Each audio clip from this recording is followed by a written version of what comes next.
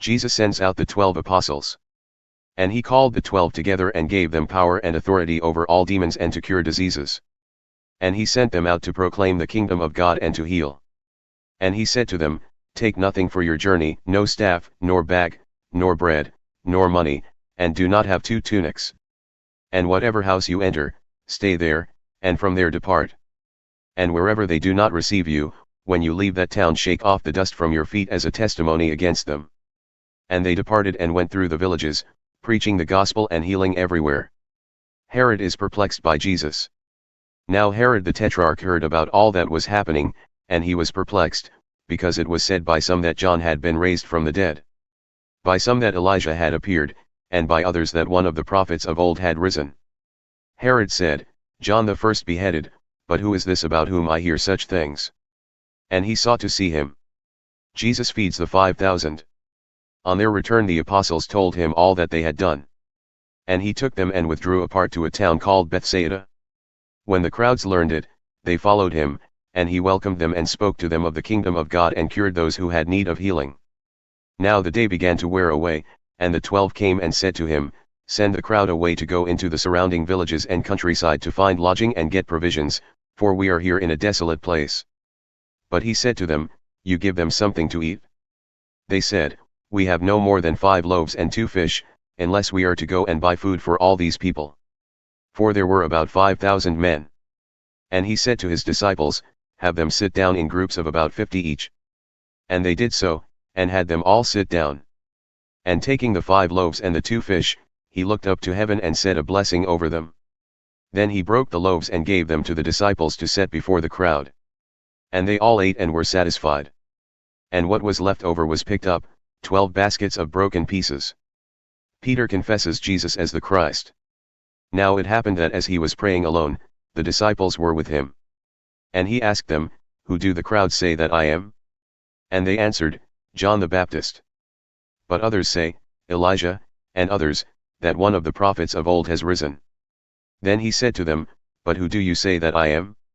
And Peter answered, The Christ of God. Jesus foretells his death. And he strictly charged and commanded them to tell this to no one, saying, The Son of Man must suffer many things and be rejected by the elders and chief priests and scribes, and be killed, and on the 3rd day be raised. Take up your cross and follow Jesus.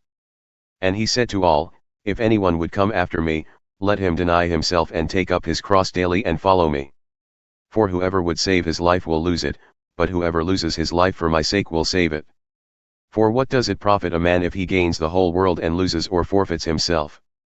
For whoever is ashamed of me and of my words, of him will the Son of Man be ashamed when he comes in his glory and the glory of the Father and of the holy angels.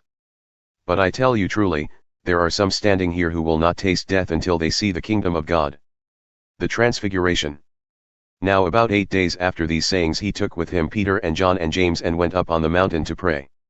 And as he was praying, the appearance of his face was altered, and his clothing became dazzling white.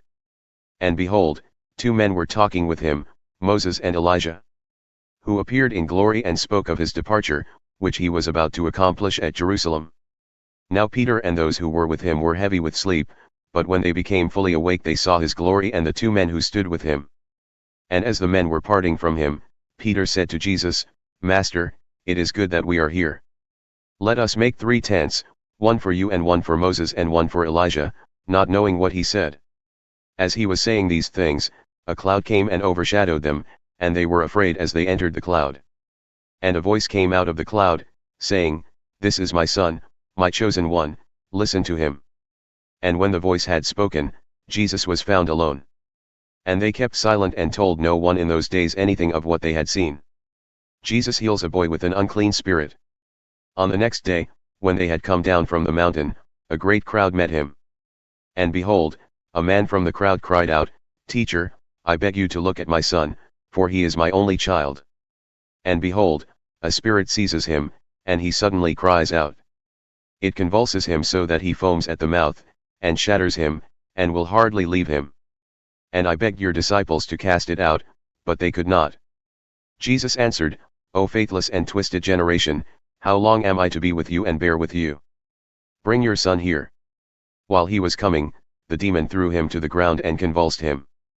But Jesus rebuked the unclean spirit and healed the boy, and gave him back to his father. And all were astonished at the majesty of God. Jesus again foretells his death. But while they were all marveling at everything he was doing, Jesus said to his disciples, "Let these words sink into your ears, the Son of Man is about to be delivered into the hands of men." But they did not understand the saying, and it was concealed from them, so that they might not perceive it. And they were afraid to ask him about the saying, "Who is the greatest?" An argument arose among them as to which of them was the greatest. But Jesus, knowing the reasoning of their hearts, took a child and put him by his side. And said to them, "Whoever receives this child in my name receives me, and whoever receives me receives him who sent me. For he who is least among you all is the one who is great. Anyone not against us is for us." John answered, "Master, we saw someone casting out demons in your name, and we tried to stop him, because he does not follow with us." But Jesus said to him, "Do not stop him, for the one who is not against you is for you." A Samaritan village rejects Jesus. When the days drew near for him to be taken up, he set his face to go to Jerusalem. And he sent messengers ahead of him, who went and entered a village of the Samaritans, to make preparations for him. But the people did not receive him, because his face was set toward Jerusalem. And when his disciples James and John saw it, they said, "Lord, do you want us to tell fire to come down from heaven and consume them?" But he turned and rebuked them. And they went on to another village. The cost of following Jesus. As they were going along the road, someone said to him, "I will follow you wherever you go." And Jesus said to him, "Foxes have holes, and birds of the air have nests, but the Son of Man has nowhere to lay his head." To another he said, "Follow me." But he said, "Lord, let me first go and bury my father." And Jesus said to him, "Leave the dead to bury their own dead. But as for you, go and proclaim the kingdom of God." Yet another said, "I will follow you, Lord, but let me first say farewell to those at my home." Jesus said to him, "No one who puts his hand to the plow and looks back is fit for the kingdom of God.